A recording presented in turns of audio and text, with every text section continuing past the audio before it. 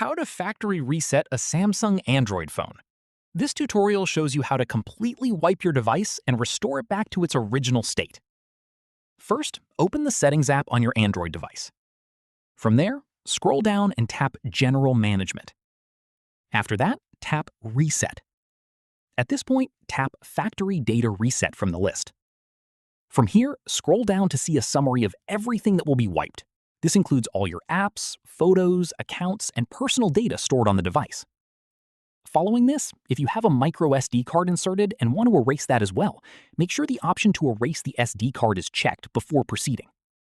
After that, tap Reset at the bottom of the page. At this point, you'll be asked to enter your PIN or password to confirm your identity before anything is deleted. From here, tap Delete All to start the process, and your device will begin wiping itself automatically.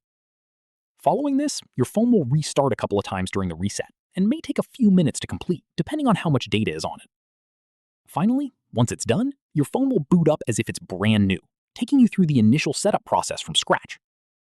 Keep in mind that a factory reset permanently deletes everything on your device, so make sure you back up anything important before you start.